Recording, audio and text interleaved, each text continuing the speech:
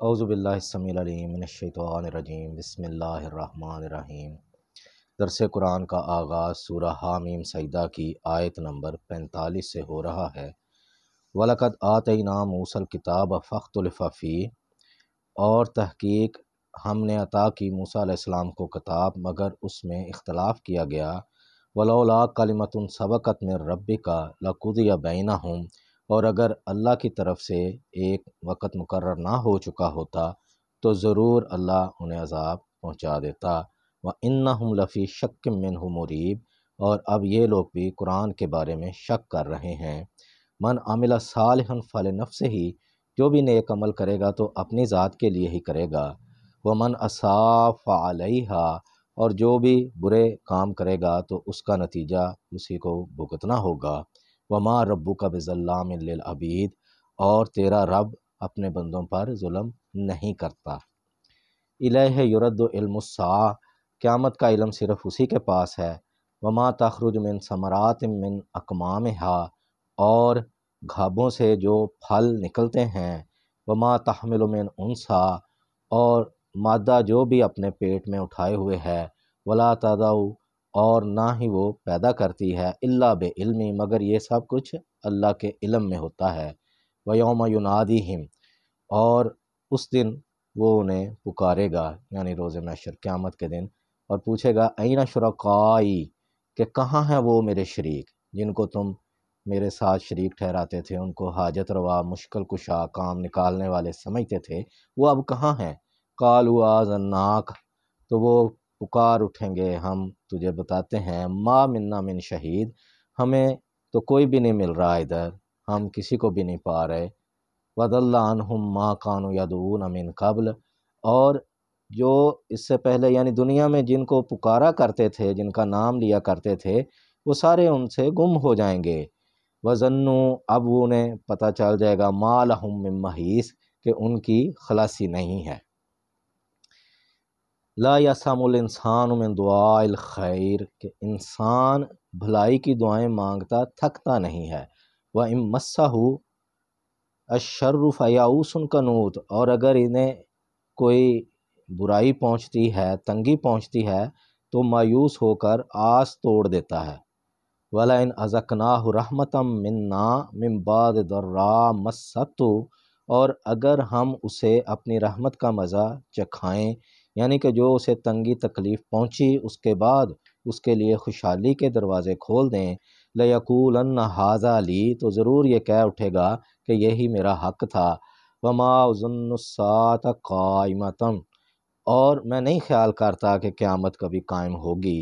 وَلَئِن رُجِعْتُ إِلَىٰ رَبِّی، اور اگر بالفرض محال میں اپنے رب کے پاس گیا بھی، إِنَّ لِی عِندَهُ لَلْحُسْنَىٰ، تو وہاں بھی میرے لیے خیر ہی ہے۔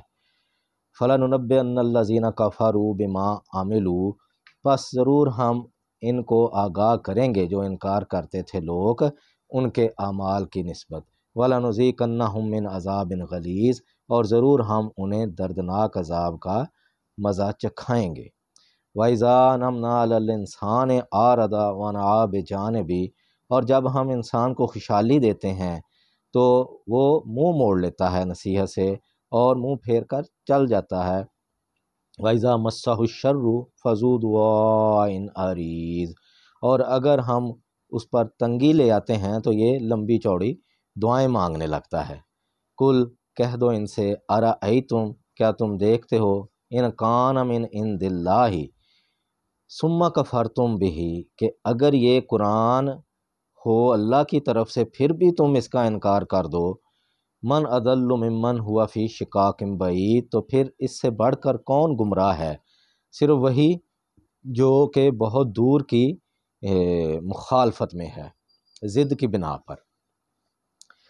سنریہم آیاتنا فی الآفاق وفی انفسہم حتی یتبین لہم انہ الحق، ضرور ہم انہیں اپنی نشانیاں دکھائیں گے باہر کی کائنات میں بھی اور انسان کی اپنے اندر کی دنیا میں بھی، یہاں تک کہ ان کے لیے واضح ہو جائے گا کہ یہ بات بالکل برحق ہے، یعنی اللہ کے پاس جانا ہے۔